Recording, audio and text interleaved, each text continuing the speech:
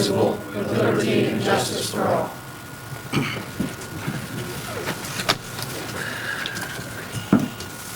Roll call, please. Mr. Bayora? Here. Mr. Benz? Here. Dr. Fike? Here. Mrs. Kaufman? Here. Mr. Liza? Here. Mr. Lockinger? Here. Mr. Miller? Here. Mrs. Rhodes? Here. Mr. Sipiter? Here. Shelby Pond? Here. Morgan Sirianni? Let the record show that Morgan is involved in a school activity this evening. We have one citizen comment. Jan Kiefer.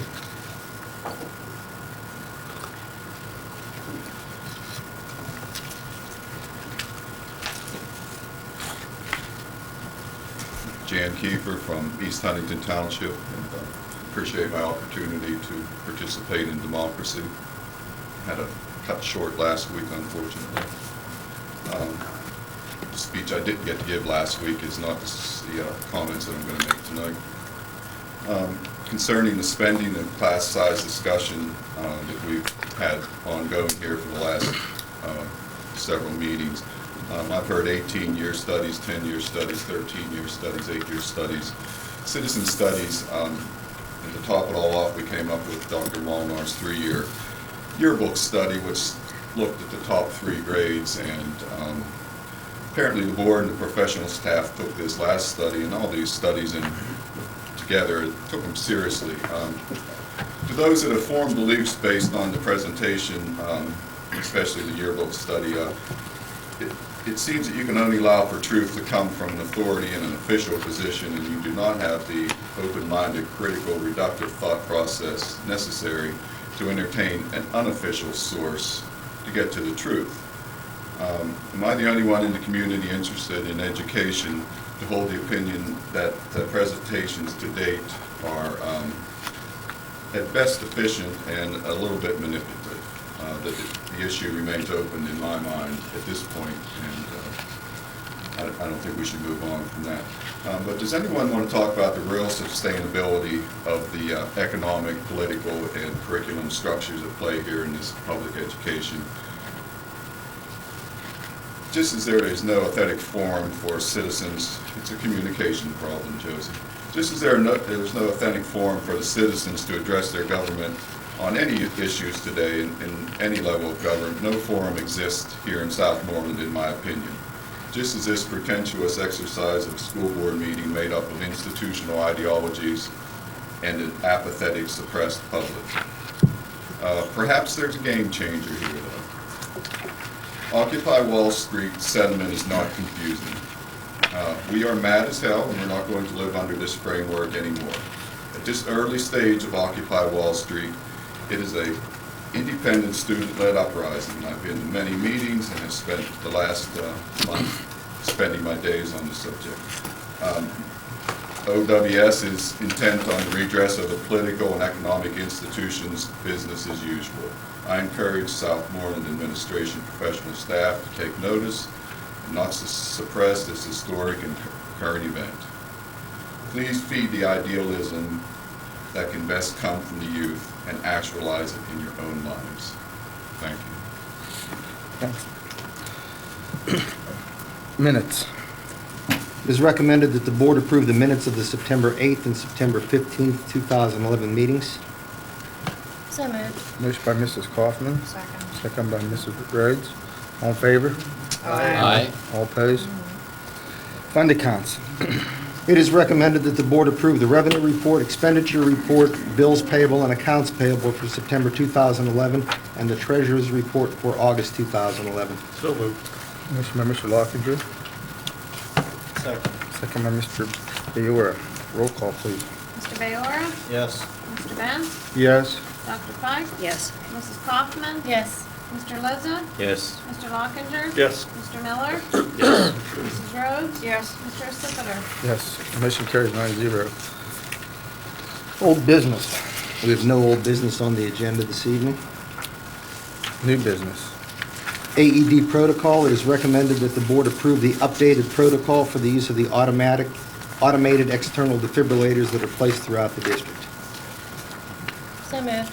Motion by Mrs. Kaufman, Second. second by Mr. Bayora. Question, where are they? It was in our packet right there last time. There's one at the Stadium Fieldhouse in the announcer's box, one at the athletic complex in the building. There's one at the concession stand near the gym at the high school. There's one in the high school health room, one in the middle school health room, one in the SES main office, and one in the SPC health room. Not one here. There's not one here. Not anymore. It was moved to the stadium.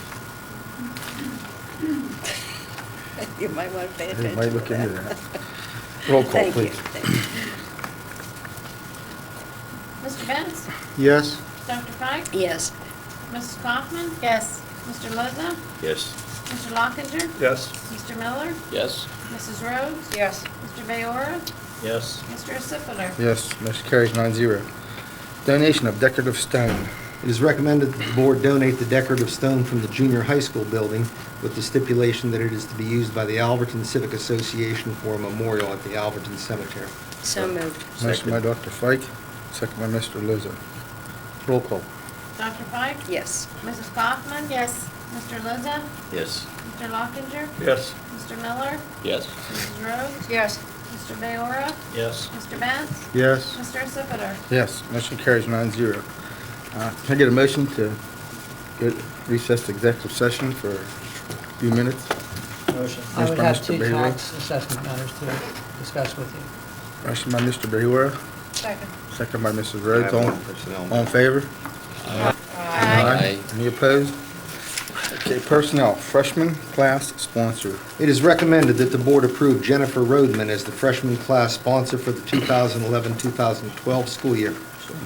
Motion by Mr. Lizza, Second. second by Mr. Lockinger. Roll call, please. Mrs. Kaufman? Yes. Mr. Lozza? Yes. Mr. Lockinger? Yes. Mr. Miller? Yes. Mrs. Rhodes? Yes. Mr. Bayora? Yes. Mr. Benz? Yes? Dr. Pike? Yes. Mr. Acipler? Yes, motion carries 9-0. Sophomore class sponsor. It is recommended that the board approve Vicky Brodak as the sophomore class sponsor for the 2011-2012 school year. Motion by Mr. Lizza, second by Mr. Benz. I have a question, Jack. They will be paid for the whole year, right, even though it's October? Yeah. Roll call, please. Mr. Lozza? Yes. Mr. Lockinger? Yes. Mr. Miller? Yes. Mrs. Rhodes? Yes. Mr. Bayora? Yes. Mr. Benz? Yes? Dr. Pike? Yes. Mrs. Kaufman? Yes. Mr. Acipler? Yes, motion carries 9-0. Day-to-day substitution list additions. It is recommended that the board approve the additions to the 2011-2012 day-to-day substitute list. So moved. Motion by Mrs. Kaufman, Second. second by Mrs. Rhodes. Roll call. Mr. Lockinger? Yes. Mr. Miller? Yes. Mrs. Rhodes? Yes. Mr. Bayora? Yes. Mr. Benz? Yes? Dr. Pike? Yes. Mrs. Kaufman? Yes. Mr. Lozza? Yes. Mr. Acipler? Yes, motion carries 9-0. Middle school boys basketball coach. It is recommended that the board approve Melvin Vertachnik as the head 8th grade boys basketball coach for the 2011-2012 school year. So moved. Motion by Mr. Lockinger, Second. second by Mr. Lizza. Roll call, please. Mr. Miller? Yes. Mrs. Rhodes? Yes. Mr. Bayora? Yes. Mr. Benz? Yes? Dr. Pike? Yes. Mrs. Kaufman? Yes. Mr. Lozza? Yes. Mr. Lockinger? Yes. Mr. Acipler? Yes, motion carries 9-0. Senior high wrestling coach. It is recommended that the board approve Chuck Myers as an interim wrestling coach on a temporary basis. So moved. Motion by Mr. Lizza, Second. second by Mr. I Lockinger. have a question. Now, this and the next one, are they a head coach and an assistant, or what are they? Yes. Would that, the first one be a head coach? Not necessarily, they're going to work that out Like among co-head themselves. coaches? Right. Like co-head coaching? I just wondered, yeah. And what, just, you might have mentioned this in the discussion, but is there a kind of a per diem, or is it volunteer, or?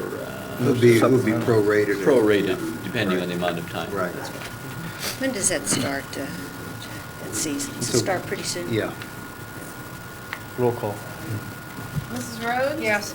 Mr. Bayora? Yes. Mr. Benz? Yes? Dr. Pike? Yes. Mrs. Kaufman? Yes. Mr. Lizza? Yes. Mr. Lockinger? Yes. Mr. Miller? Yes. Mr. Acipler? Yes, motion carries 9-0. It is Senior high- recommended that the board approve Mike Wilde as an interim wrestling coach on a temporary basis. Motion. Motion by Mr. Benz, second by Mr. Lizza. Roll call. Mr. Bayora? Yes. Mr. Benz? Yes. Dr. Feig? Yes. Mrs. Kaufman? Yes.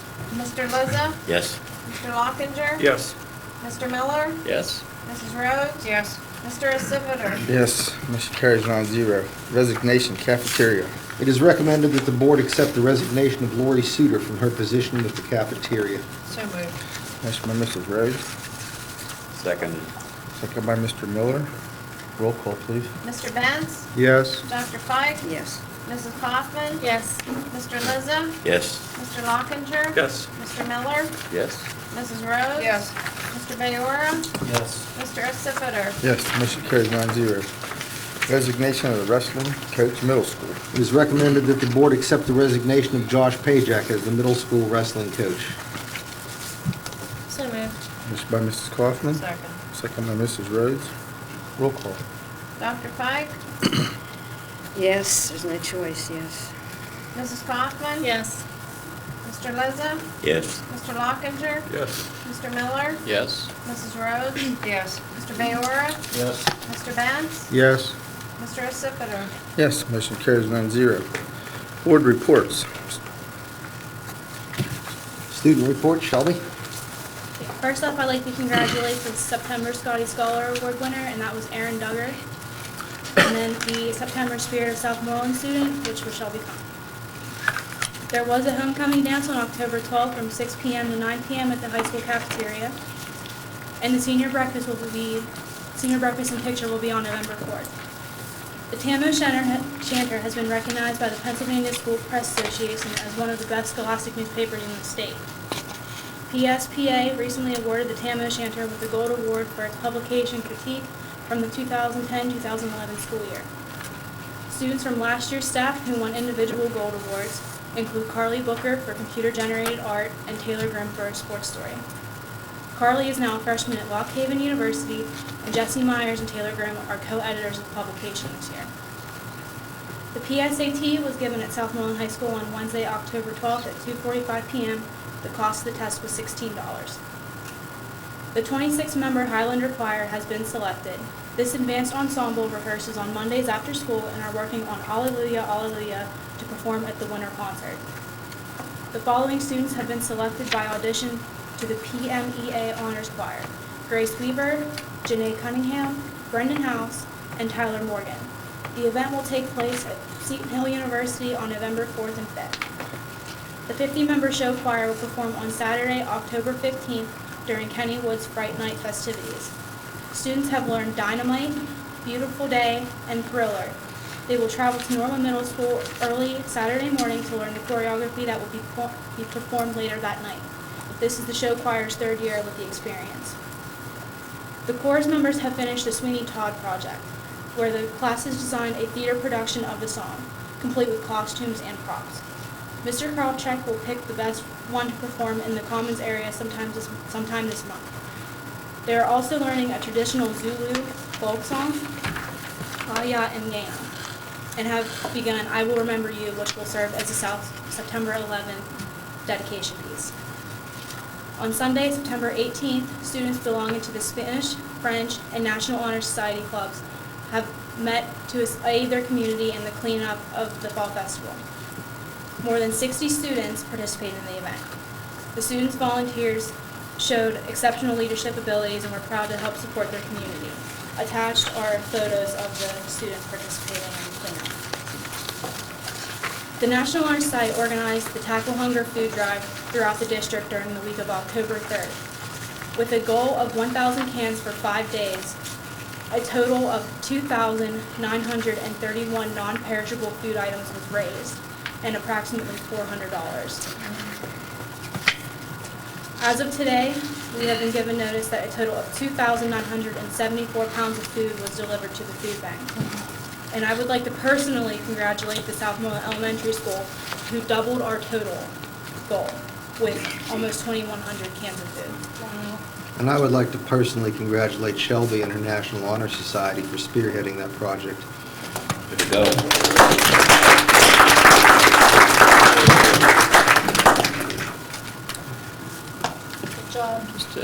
Thank you. Thank you. Josie, do you have any report? Can I just, Sure. to follow up, this is tremendous, our student newspaper, the way it does every year. But just a question, sometimes it's in our packet. Could you see that on a regular basis it gets into our, whatever, and if there are two issues, it gives kind of a feeling for student life. If you could watch for that, I'd appreciate that. We can do that. Thanks, Levi. Okay, Josie? At our last meeting on September 21st, they approved several committee members list, and also they approved the collective bargaining agreement between the Career Technology Center and their teachers. It's a 4-year contract that was approved, so that was the big thing. Next meeting's October 26th. Thank you. Okay, Dr. Fife? Yes. A good portion of the meeting was devoted to the fact that Dennis Halodnak, their business manager, is retiring. And they're going to bring in someone for a transition while he's still there so that, I think I mentioned before, he does 56 different budgets, which is pretty heavy duty. So they are in the process of advertising and interviewing to bring someone in for a transition period along with him. They're still negotiating their contract with, I believe, classroom aides. On Saturday, day after tomorrow, there's a meeting at the IU for the board from 8 o'clock in the morning till 12 noon, and I'll be attending that. And Sam, I'd like to talk a little bit about the prevailing wage issue, but maybe we can do that under citizens' comments. Okay, thank you. No liaison report. We do have a focus video tonight. Well, okay, I have a few comments. PS, go right ahead, too.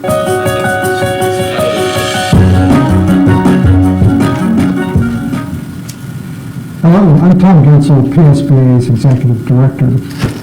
Well, not surprisingly, this fall, we're facing another battle over tuition vouchers. The governor and legislative leaders have made it very clear that they intend to try to get that legislation passed over the next couple of months. We've been talking to the public about this. Actually, we've commissioned several public opinion polls, and we have found over the course of the last year in 3 different polls that 2/3 of the public oppose the use of tax dollars for parents to send children to private schools. It's been consistent opposition. And interestingly, it's been from all demographic groups. It really doesn't matter if the folks are Democrats, Republicans, if they have children in school or not. It doesn't matter what their income level is. Consistent, strong opposition to tuition vouchers. But there was more. In the last poll, we asked the public the question, how do you feel about your public schools in your community? And there too, we found about 2/3 of the public believe their public schools are doing a really good job. So there's support for public education. There's opposition to tuition vouchers. And so you would ask the question, why are we dealing with this? Well, of course, there's a larger national agenda to try to enact vouchers, and Pennsylvania is caught up in that debate. So we're certainly going to continue to point out all the reasons not to enact vouchers. But one of them is to say, if we're really serious about helping students in underperforming schools, which is the main argument many of the voucher advocates use, then let's look at other ways to address that problem. So PSBA's research staff has spent the last number of months looking at the literature and actually talking to school administrators from around the country who have gone through successful processes of improving student achievement in some of the most challenging learning environments you can imagine.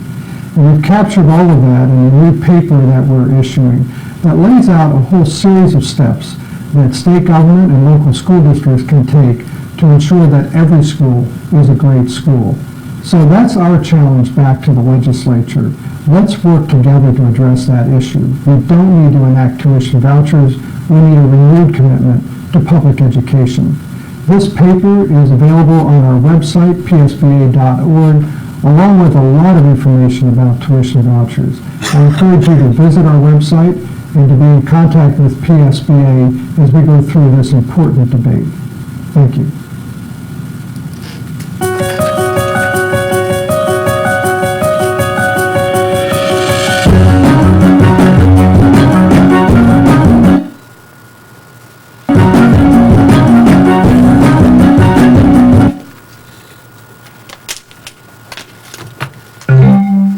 Levi, you have something to add? Can I just make a few, because it relates directly Yeah. to this. The proposal that Governor Corbett he's been talking about, we've really been talking about it for the past month. And then this past week made some four major initiatives on the vouchers, and Thomas Gensel here gave the reasons why the association is against them. But if you look at what was proposed a year ago in terms of a vouchers bill, with the education bill number 1, it was a fairly expansive voucher with the second and third year. The first year was only for, and it doesn't address the constitutional question. I see our legal mind over there going. But the first year was for those in very low performing schools, and that's what's proposed right now. For those where it's specifically, what the government is proposing is in the lowest 5% of the schools as measured by state assessment tests. So it's a very small minority of schools that have vouchers. And there are no second or third years attached. So they've pulled it back considerably to where it was. I'm not trying to make a case that we're comfortable with it, but it certainly is a smaller kind of a chunk that is being looked at the present time. Maybe just want to a refreshing of what on charter schools, what is being proposed is that instead of, as you call it, whenever they several years ago when they were introduced, they would be under the Pittsburgh charter schools are under the Pittsburgh School Board. Now there would be a statewide board which would approve and would regulate charter schools. And maybe one other one that he's proposing is on educator, basically teacher evaluations, that instead of the either satisfactory or unsatisfactory, sort of a yes or no, that it would be more based also on classroom practices and also performance, and then the ratings here: distinguished, proficient, needs improvement, or failing. And the association has been for that kind of a more nuanced approach to teacher evaluation. So just kind of an update. One that, and I haven't heard anything, and I'd be interested if you have a minute for Dr. Fike here. The prevailing wage has been of concern, and at least our local legislator expected it to pass already this week, and I haven't heard anything, and I don't know, you probably have an update on that. To further develop what you said there, Levi, in November, the IU is doing that workshop on a Tuesday evening, and they're looking at pilot schools. Are we going to volunteer or not? I think the pilot schools have already been chosen. They've already been yes. chosen, okay. But that's the evaluation process, and there's a separate one for teachers, for administrators, guidance counselors, and things like that. So I think they got in the last packet, I think you distributed the information, that the IU is going to do that. And Levi, the other big change in this thing that the governor proposed is when a child leaves a school, 75% of his tuition goes with him, but 25% stays. So if, for example, if a child were to leave Southmoreland, you still get 25% of his cost of education, even though he's not here. So that was another big change They that they didn't made. address how the child was going to get to the other school, though, so I'm thinking the 25% probably would go for the transportation of that child. No, I don't know that. So, I mean, it's not like we're going to gain anything, in my opinion. I saw that also, but they didn't address the transportation issue. The Department of Labor and Industry testified this week on prevailing wage. And the Prevailing Wage Act of Pennsylvania is now 50 years old. It's been in place for 50 years, and there is tremendous a tremendous attitude that it's time to relook at that because of the long period of time.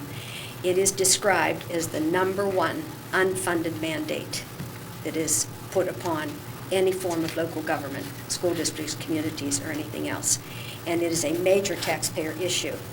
The unions favor it. The Bureau of Labor and Industry is the one who sets the wages and benefits. And the way you pay both, prevailing wage means money and benefit cost. And they establish this rate. What they do is they go around and collect in an area, say they would take Westmoreland County, they collect all the union collective bargaining agreements, and that's what they use. That's where they get their funding. They said that So first of all, well, we don't want these shoddy contractors coming in and doing this bad work, and then they leave town, and we have all that. And the bottom line is, they said that the same contractor who's getting prevailing wage to build this building is working down the street on this building for a local wage. It's the same quality of work. That doesn't apply.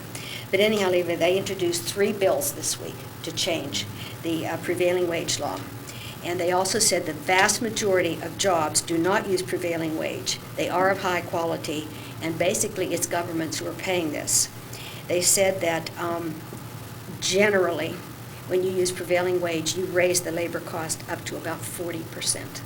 So if you had like a $7 or $8 million project, that would knock it up to 10 or 11 million with the prevailing wage. And there were local officials there who were literally begging for relief because they want this extra money. So right now, they haven't voted on it yet, but 3 bills have been introduced to modify this 50-year-old act. And you can see there's a lot of conflict between unions and private sector. But anyhow, they've started the process, and so we'll have to watch it and see what happens on prevailing wage. Thank you. Okay, Superintendent's report. A couple of personnel things that I need to walk on. The first would be to approve Trudy Wingrove as a bus driver for Bruce Transit. Have a motion? So moved. Motion by Mr. Lockinger. Second. Second by Mr. Lizza. This is a non-agenda item. Any questions? Roll call, please. Mrs. Kaufman? Yes. Mr. Lizza? Yes. Mr. Lockinger? Yes. Mr. Miller? Yes. Mrs. Rhodes? Yes. Mr. Bayora? Yes. Mr. Benz? Yes. Dr. Pike? Yes. Mr. Acipiter? Yes, motion carries 9-0. And the second personnel item I have is to vote to approve Mike Bentz as a volunteer high school girls basketball assistant coach pending receipt of his final clearances. So moved. Motion by Mr. Lockinger, second by Mrs. Rhodes. Non-agenda item. Any questions? Roll call, please. Mr. Lizza? Yes. Mr. Lockinger? Yes. Mr. Miller? Yes. Mrs. Rhodes? Yes. Mr. Bayora? Yes. Mr. Benz? Abstain. Dr. Pike? Yes. Mrs. Kaufman? Yes. Mr. Acipiter? Yes. Motion carries 8-0, one abstain. The last item I have for you is an informational item.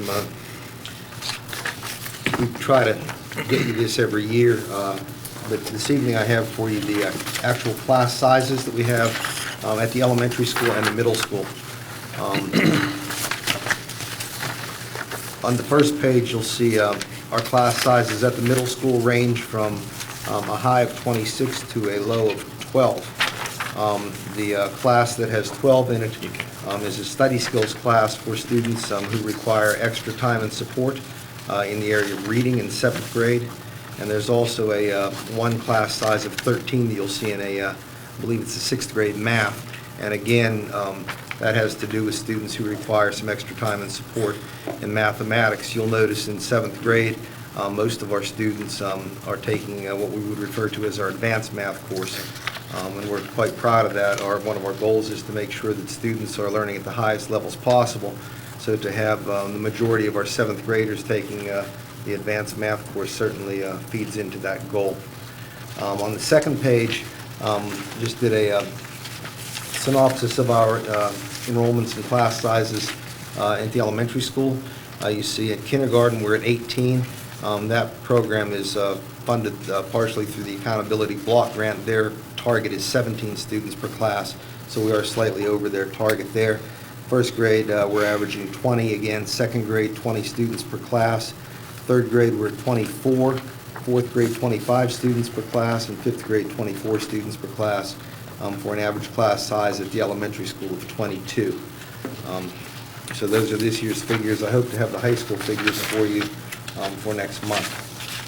And the final informational item I have for you is if you go to Southmoreland's website, you will see that we now have a presence on Facebook, where we're going to try to get some news out about the district and spread a little bit about what we're doing. So we have a Facebook page now, so you can like us on Facebook, and you can get some information there.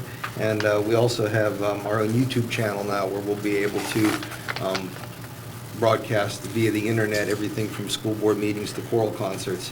So we're quite happy to get those two things up and running this week as well. Good. Who's taking care of that?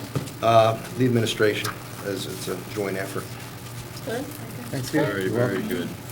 Very quickly, how many teachers do we have? Kindergarten would have, what, about 8? I believe we have 8 kindergarten teachers, And then 8 first grade? 7 at first grade, right, Dawson? 7? Should be 8. And then we have 6 in grades 2 through 5. 6, 6, and 6. 2 through 5. It would appear that we have 8 in first grade as well. Yeah, I would think, yeah, with 20, yeah. And 6, 6. Yeah, 8 in first grade, 8 in first grade and 7 in kindergarten. I had my numbers backwards. Now, we originally had like 109 kids, and you I should retained ask you, some. Fred. Did you get more than on the first day of school? Pardon me? We started out with 109 first grade, or kindergartens rather, and then you retained some kids. There were very few retentions this year. Most of those were new enrollees. It said 8. 8? Is it 8? 8 retentions? Yeah. But it was 109 plus 8 was 117, and then did you get 9? We got 9 more students since the year Correct, yeah. started. Mhm. Okay, thank you. Just, it's nice to see, we have a good-sized first grade coming in there. We do. That's the biggest one. What, do we get some from who attend other kindergartens, or is? That was just a large class. This is just a large class, That was a yeah, big class that yeah. came through, yeah. Thank you, Jack. You're welcome. David? The district has become involved in another tax assessment appeal, a large one for the property owned by Diane R. Gordon on Mount Pleasant Road. And that was formerly known as Ansel, or formerly known, if you go back far enough, as Pittsburgh Screw and Bolt. It's a very large reduction that they're seeking, and if they were to have their way, we would be potentially losing over $40,000 of taxes next year. So I'm requesting the ability to hire our own expert, and the resolution is resolution to appoint appraiser for tax appeal of Diane R. Gordon, tax map number 4714056. The board authorizes the appointment of professional real estate appraisal services, Inc. That's John H. Leza of Greensburg, PA, to provide professional real estate valuation services for the above tax assessment litigation for property identified by the tax map number formerly Amsel Warehouse, formerly Pittsburgh Screw and Bolt, as follows. The appraisal estimated between $1,800 and $2,200, calculated at $75 per hour.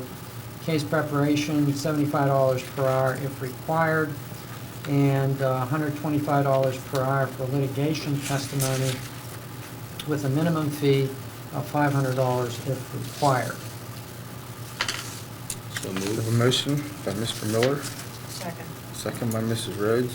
This is a non-agenda item. Any questions? Roll call, please. Mr. Lockinger? Yes. Mr. Miller? Yes. Mrs. Rhodes? Yes. Mr. Bayora? Yes. Mr. Benz? Yes. Dr. Fike? Yes. Mrs. Kaufman? Yes. Mr. Lizza? I won't vote on this issue.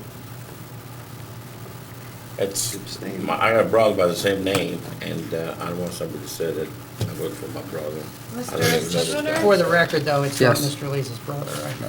Yeah, it's not my brother, so. You just don't want a conflict.